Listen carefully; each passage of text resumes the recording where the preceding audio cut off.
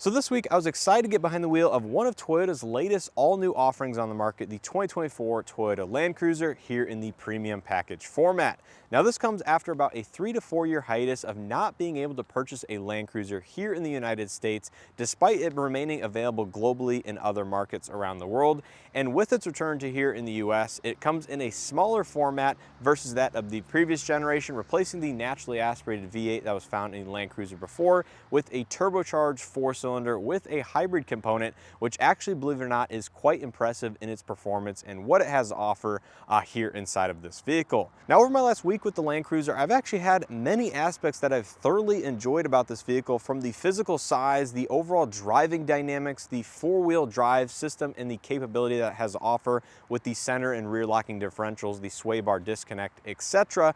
But there are going to be a handful of things that I think are going to be big factors to consider when purchasing or considering purchasing the Land Cruiser for yourself, and versus that of not only some of the other competition out there, but many vehicles, at just over the $70,000 price point, including everything that this one is currently equipped with. So in today's video, I want to run through everything that I both like and dislike here with the all-new 2024 Toyota Land Cruiser, and just give you my overall impressions as, things it does well, things that hopefully they can improve in its current iteration, and things that just might hurt the vehicle overall in terms of its, total sales numbers here in the US market, given some of those other vehicles that are currently offered for sale. So without further ado, let's not waste any more time and get right into it. So my first like with this vehicle is kind of a subjective one, and that is the overall styling of the Land Cruiser as well as the available color combinations which Toyota currently offers. Now, as we know, the Land Cruiser comes in a Land Cruiser trim, which this one is, as well as a 1958 edition. The easiest way to tell them two apart outside of the first edition for the 2024 model year is going to be the square versus round headlamps. The square ones come on the Land Cruiser, the round ones come on the more basic 1958 version of the vehicle. But regardless, either way you look at it, the Land Cruiser has a very boxy, square profile to it. I like the square headlights a little bit personally, but that kind of goes back to the debate between older Jeep vehicles where the rectangle or square headlights or the round ones look a little bit better. I think the round ones on the Jeep look better, but I think the square ones here on the Land Cruiser give it a very distinctive design out on the road. Not to mention the entire, side profile and just large, boxy nature of this vehicle without going a little bit overboard like some of those other recent vehicles on the market. Now, when it comes to the color combinations, this one's finished in the smoky blue exterior with the optional and available gray two-tone roof. Then you look on the inside and it has the Java leather interior. And overall, I think the color combination that this one is currently sitting in is phenomenal. One I would absolutely drive and buy if I was in the market for this vehicle. And I think as a whole, the styling and design language that they did with this vehicle definitely does justice to the Land Cruiser nameplate and some of the buyers that are typically interested in vehicles like this. So throw the roof rack on board and all the off-road accessories that one can equip on this vehicle. I think this thing would look pretty badass outfitted in an overland setup. Now, my second like here with the Land Cruiser has to do with the cargo area, and more specifically, the onboard power available that is standard across every single Land Cruiser. Now, as we know, they're all hybrid equipped powertrains, which means it has about a 1.8 kilowatt hour onboard battery here located at the rear of the vehicle. And with that, Toyota has paired a 2400 watt, 120 volt outlet here in the cargo area for every single Land Cruiser. Now, typically a lot of vehicles out there have onboard available power, but it's limited to like 400 watts. Some EVs or hybrid vehicles also offer 1500 watt inverters, but this one has a very sizable 2.4 kilowatt inverter here in the vehicle. And I think this is great for people that want to overland, use the vehicle, to go trail riding or just powering additional accessories, small appliances, job site tools, anything like that.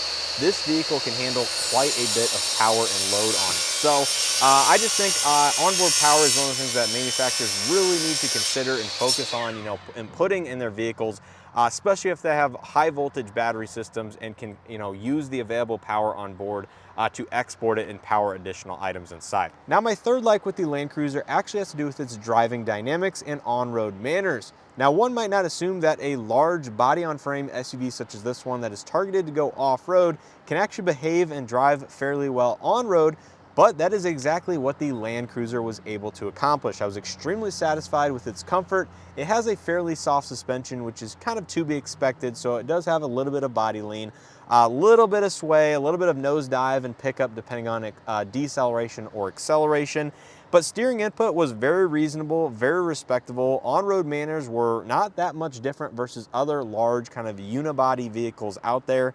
So I think as a whole, driving dynamics are one of the highlights of the Land Cruiser, and probably one of the things that you should consider if you are looking at this vehicle and comparing it to others. Now, my next like with the Land Cruiser actually has to do with its physical size, dimensions, and interior space. Now, I like the footprint and physical size that the current one is offered in, and this is a hair smaller than that of the previous generation, as I mentioned at the beginning of this video. I think driving this around, visibility is absolutely extremely good. You see a little bit of the hood, no matter where you have the seat positioned, but it has enough space that every seating position, for the most part, is pretty comfortable on the interior. You have a ton of cargo room, even though you have the high voltage battery pack located in the trunk area with a slightly elevated load floor. But I think the physical size is, perfect for a lot of families out there. And, there really isn't a uncomfortable seat on the interior, although the front seats are certainly going to be a little bit more comfortable than that of the back. We will touch on that a little bit later in this video. But I just like the physical size. I like the boxy nature, and, you have plenty of headroom, plenty of space around the cabin, both for passengers and cargo. So, I just like the size, and I think it's, very good. Now, my fifth like with the Land Cruiser has to do with its off-road hardware that this one is equipped with. Now, depending on if you get the 1958 or the traditional Land Cruiser that I'm currently sitting in, this will depend which features and options are available to you. Now, the one big one that is added here for the standard Land Cruiser is going to be the sway bar disconnect, as all Land Cruisers come with the 2-speed transfer case, as well as the center and rear locking differential. So that is pretty much going to be standard across the board, but that sway bar disconnect adds even more capability than the traditional Land Cruiser if you're doing a lot of, high articulation type of driving, overlanding, stuff like that. But even with that being said, every Land Cruiser comes very, very well equipped out of the gate from the factory in terms of its 4-wheel drive hardware, and that sway bar disconnect is definitely a bonus, typically not something you see in this segment of SUV. Now, continuing on here on the interior, my sixth like, again, has to do with the premium package, which this one is offered with, and that is the ultra cool box here in the center console. Now, I believe this was found on the previous generation of the Land Cruiser as well, and as you can see, it is found on this one with the premium package, and believe it or not, this thing gets extremely cold to the point of being an actual genuine refrigerator here in the center armrest. Now, with the actual lid shut, it's very, very quiet, and you just hear a very slight hum if you are, have the stereo turned off and everything else is quiet on the interior. So taking my handy dandy Pixel 9 Pro here with a built-in thermometer on the back of the phone itself, we can go ahead and measure the actual surfaces using a plastic and rubber. Done. And as you can see right there, 38.8 degrees Fahrenheit is the air that is blowing out of the fan in this box itself. This thing literally gets cold enough to chill beverages down to a fairly substantial level, just like that of your at-home refrigerator, as long as it is turned on for a long enough period of time. And I think this is certainly a standout feature, and one that I would use if I were to purchase this vehicle, although it is a little bit on the smaller side of things, likely for insulation and all of that, cooling hardware. Now, my final like here with the Land Cruiser has to do with its LED lighting setup. Now, as I mentioned in my other videos, the square and or round headlights are both going to be LED no matter which one you get. It definitely comes down to personal preference, but as you can see, this is a tri-beam or tri-projector LED headlight setup that has partially illuminated low beams, and then you have the inside projector for those high beams. But as you can see down below, it comes with aftermarket rigid LED fog lights from the factory. Now, what's obviously unique about these, and one of the aspects I like about them, is the fog light function turns them into a yellow output for inclement weather. Now, this is easily changeable and selectable inside of the cabin itself with a button to the left of the steering wheel. So turning it off, you can see it changes to white, and then pressing it one more time, it goes back to that yellow or, dark amber color. And this is also indicated by that little light on the button inside itself as to which color is currently selected on the exterior. So I think it's pretty cool, for one, that they partnered up with an aftermarket LED company to come up with a LED projector fog light, but also, two, the fact that they are color selectable as easy as a button on the inside of the cabin. for inclement conditions, or just depending on what you are currently driving in, or just what preference of styling you like on the exterior, because both are going to be road legal color outputs, and I'm sure the beam pattern meets all of the requirements as well. So very cool lighting setup on the exterior, both in the front as well as the back, in terms of their running light signatures, and just something I thought I'd point out to you guys. So that's gonna do it here for all my likes with the Toyota Land Cruiser. Now let's get into my list of dislikes, or things that some of which I think really hurt this vehicle in general. Now, starting out with my first dislike, one that's not necessarily a major one, but something I have noticed throughout my week with this vehicle, is some of the powertrain and or drivetrain noises that come from behind the wheel inside the cab, as well as here on the outside. So generally low speeds driving, both inside the cabin, like I said, if you have the windows down, you can hear it from the outside as well. You're gonna feel and hear some really strange noises that somewhat sound concerning, or might not be, I guess, expected from the vehicle. Now, I say this in that, it might be something to do with the full-time four-wheel drive system, both engaging, disconnecting, something to do with the transmission, the electric motor for the hybrid powertrain, things like that, that might just be totally normal. But I think some of those noises, like I said, around low speeds, parking situations, both when you shut the car off as well, there's some weird noises that go on with the modules clicking, things like that. Just a little bit bizarre, not a huge deal as long as that's normal operation, but something that might cause a little bit of concern to buyers that may be uninformed or unaware that that is actually normal operation with the vehicle. And it may not be a normal operation. I don't know exactly what's going on, but I've just heard some weird noises and stuff coming from the vehicle, both while driving and or after parking it, that make me slightly concerned, or just curious about what those noises really are. Now, one thing I do know for a fact that I dislike about the Land Cruiser, that also has to do with the powertrain, is the MPG and fuel economy that I've been seeing from this hybrid setup. So this is a standard hybrid powertrain, 2.4 liter turbocharged 4-cylinder paired to a 1.8 kilowatt hour battery pack, and of course that electric motor, for a combined output of 326 horsepower and 465 pound-feet of torque via a full-time four-wheel drive system and 8-speed automatic transmission. Now, over my last week with this vehicle, it's a little bit hard to gauge from the dashboard indicator itself what the true MPG is, given I do a lot of filming idling just like this, so it hurts the overall fuel economy. But as indicated on the dashboard, I've been seeing about 16.5 to 17 MPG around town in normal city, maybe a little bit of moderate types of speeds. And this comes out at about 100 miles of driving or so. Now, I do have a little bit more kind of interstate or higher speed type of driving to do after filming this video. So I will kind of update you guys with a clip inserted right now of what the dashboard is saying after doing that driving, to see if the MPG actually improves at all. But based on other reviewers that I've talked to with the Land Cruiser and seen out there on the internet, MPG is not a strong suit from the hybrid powertrain in this vehicle. So I would not expect to get the EPA figures from your Land Cruiser unless something major changes with software, vehicle break-in, etc. Most reviewers generally seem to be at least 3 MPGs shy of their respective EPA figures, if not pushing 5 MPG like I am currently with this particular vehicle. So a little bit unfortunate. And then additionally, this powertrain takes premium unleaded fuel only, as indicated by the gas cap on the side of the vehicle. So don't expect to get away with 87 octane here with this vehicle, because premium, which typically is 91 octane or higher, is going to be required or recommended from Toyota here inside this vehicle, which will hurt the pocketbook even further. Now, my third dislike with the Land Cruiser is an interesting one, and one that I was really not expecting, and that is the AC or air conditioning performance. Now, over my week with it, it's been fairly warm outside, so I will give it credit for that. It's been in the upper 80s to 90 degrees every single day, including today. I think we got up to like 91 degrees. But even with that being said, the tri-zone automatic climate control inside of this vehicle just doesn't seem to have the normal oomph that I would expect from Toyota, or a vehicle like this that is kind of meant to be, outdoorsy, overland, really go in the middle of nowhere in both, extremely cold and extremely hot conditions. So I've just been a little bit unimpressed by its performance, both in the available fan speed, the output from the AC.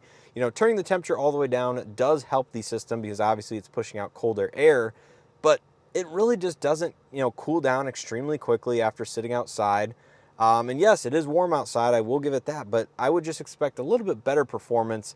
And that was my initial first impression after driving this vehicle for like 1 or 2 days. Is like, I'm like, man, this does not seem like Toyota's normal, air conditioning performance or HVAC performance, but it might have a really badass and a really good heater, but in terms of its AC and warm conditions, it doesn't seem to be the best out there. It's not terrible by far. It gets the cabin cool over time, maintains cabin temperature, no issues, nothing as far as that goes. But I will say, my initial gut impression is that it just wasn't as impressive as past Toyotas I've had here on the channel. And I think my final main dislike I've had with the Land Cruiser has to do with its rear seat comfort. Now, this is for two big reasons. Number one, the seat cushions are much more firm than that of the front seats, which actually the front seats in this vehicle are extremely comfortable, no issues, and do differ quite a bit from here in the back seat. Now, the back seat, like I said, the cushions are a little bit firm. The seat does recline here in the back via levers on both the left and right hand side, so that's not an issue. It's just mainly the bottom butt cushion itself is a little bit firm.